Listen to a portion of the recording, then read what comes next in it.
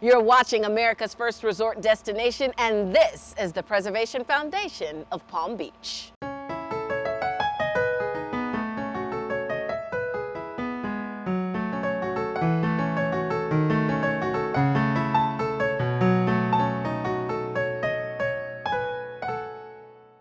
Joining me now is Amanda Schuyler from the Preservation Foundation of Palm Beach. Thank you so much for being here. Thank you so much for having me. Well, this is a beautiful building and facility. Tell us about this place. So the Preservation Foundation was founded in 1980, and there were a group of citizens that were concerned about some of the development that was happening here and the loss of a lot of the historic estates that were built here in the 1920s. At the time, in the late 70s, these estates were being demolished. The land was being subdivided. Many of them were constructed on lake-to-ocean tracks, and there was a lot of opportunity to redevelop that land. And some of the estates, for instance, like Cielito Lindo, which is today located on Kings Road, was actually cut into individual homes. And if you drive down that street today, you're driving through where the living room originally was located. There is an incredible history here because of the people that have come here over time and used it as a resort destination.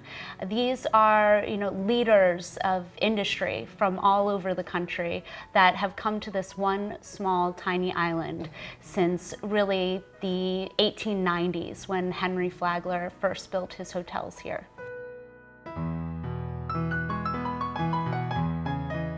So education is one of the most important things that we do here as an organization, is to really inspire people to learn about and save the places that make Palm Beach special.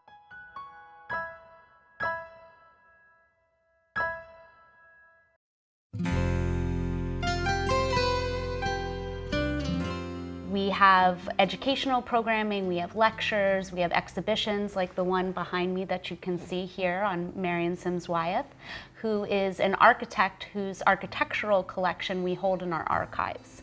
And our archives are a wonderful resource for the community to learn about individual buildings and the architects that really created the built environment that we know today. We also have the Little Red Schoolhouse, which is the oldest one-room schoolhouse in Southeast Florida. It was built in 1886, and we have 4,000 students from all over Palm Beach, Martin, and Broward counties that come and visit the schoolhouse and recreate a mini school day in the 1890s. Oh. They dress up in period garb, they pack a pioneer-era lunch, and it's really just an amazing experience for them to imagine a time before there was electricity, especially when you think about the technology that we have in the classroom today.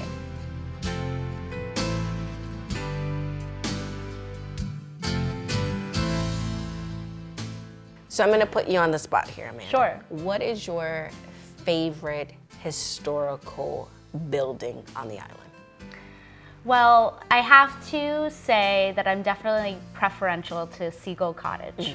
Seagull Cottage was built in 1886 in the Queen Anne shingle style, which is a very Victorian, ornate style of architecture.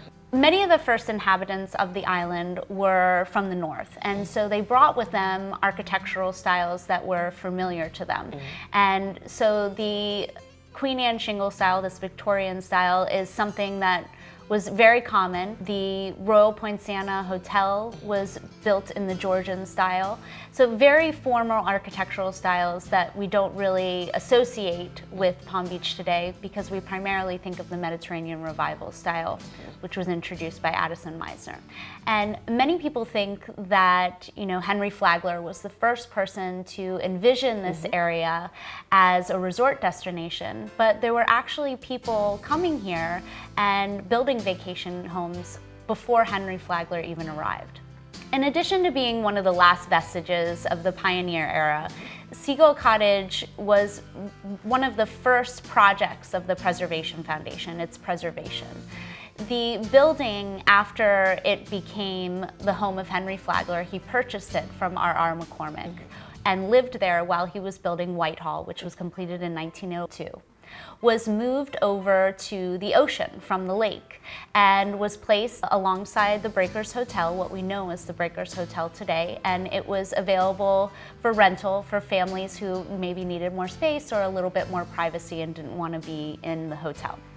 And over the years, it had fallen into disrepair and was actually going to be demolished.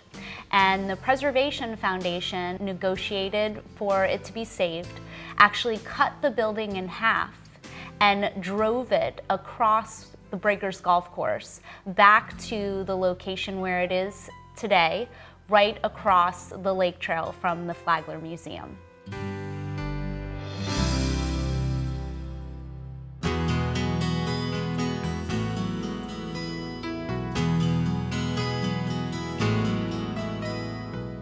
Our formal mission statement is to preserve the architectural and cultural heritage and unique scenic quality of the town of Palm Beach. And Palm Beach is the beautiful place that it is because of the natural environment. And that's really the reason why people originally came here. And this is a very fragile barrier island. And originally, when it was first inhabited, it was populated with plants native to Florida. And that is a big part of what we provide education on today as an organization. Just outside these doors from where we're sitting right now is Pan's Garden, which is another project of the Preservation Foundation that we completed in 1994. And it's actually Florida's first all-native botanical garden. It's a 1/4 acre garden that is broken up into 2 distinct areas that represent the ecosystems of Florida. We have the upland area and the wetlands area. If you visit Pan's Garden, you'll find that it's a living library of diverse and beautiful plant species that really reflect the original landscape that the first settlers to Palm Beach encountered.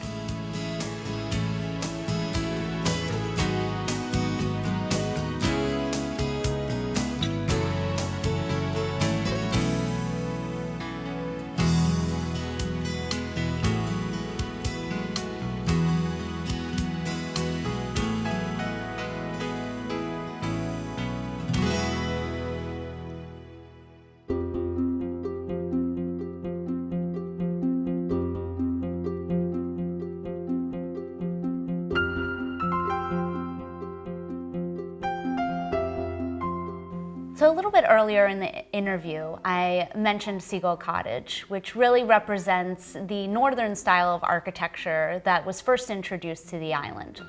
We see a huge sea change in the built environment of Palm Beach with the introduction of the Mediterranean revival style by Addison Meisner. Addison Meisner first came to Palm Beach with Paris Singer, and his very first commission was the Everglades Club, which opened in 1919. And with the Everglades Club, we not only see the introduction of this new architectural style that has come to define not only Palm Beach, but so much of South Florida, but we also see a different part of the island being developed. Previously, the North Bridge, which was originally a railroad bridge, would have brought guests to Flagler's hotels. With the development of the Everglades Club, we've now moved further south, and we see the development of Worth Avenue, which today is known as a world-class shopping destination. So Addison Meisner designs the Everglades Club in 1919, and the early members of the club are just enamored with it. It's designed in a way that's so well suited to the environment and truly embraces the indoor-outdoor lifestyle that Palm Beach is known for. And so we now see the center of social life transitioning from the hotels to private clubs and private residences. In 1924, Addison Meisner designs Via Meisner, which today is just this incredible transportive space that you really feel like you're walking in a small Mediterranean village when you visit. In Via Meisner is Villa Meisner, his personal residence, which was a huge tower that the top floor was his studio, and you can just imagine him looking out over his kingdom, over the island, and it being one of the tallest buildings at the time. And just next door was also his office, where he would meet with clients, and the courtyard there was used as a showcase to display the various products that he offered through Meisner Industries, which created all sorts of things from cast stone to wrought iron balustrades and chandeliers, beautiful hand glazed tile, the Meisner tiles that we see.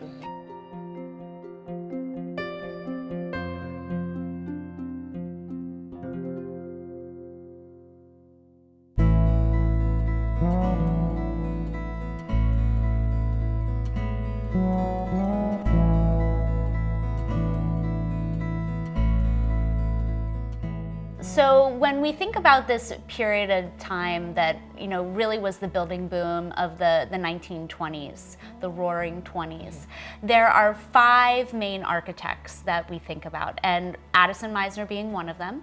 Then we have Marion Sims Wyeth, Maurice Facio, John Volk, and Howard Major.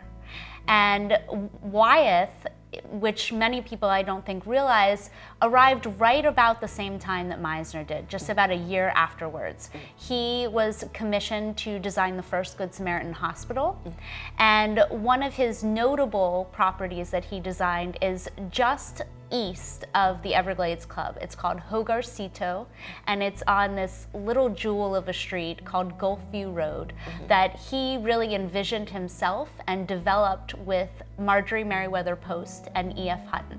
Hogarcito was built in 1921, and it was Marjorie Merriweather Post's first home here on the island before she built Mar-a-Lago. In addition to Meisner and Wyeth, Maurice Facio was another influential architect who worked here on the island. The Chase residence, which he designed in 1928 for his future mother-in-law, is a wonderful example of his work.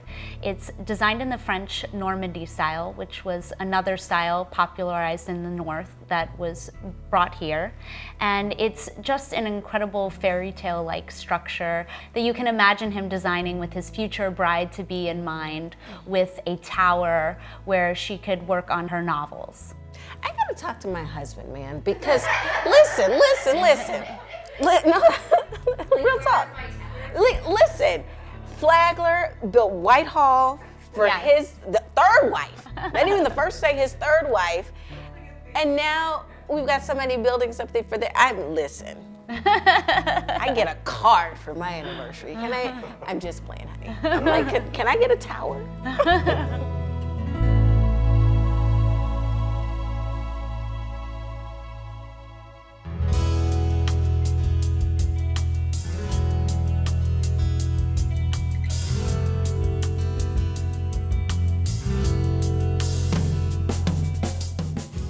Many architects who worked on the island embraced the Mediterranean Revival style because it was adapted from architectural styles that share a similar climate with South Florida.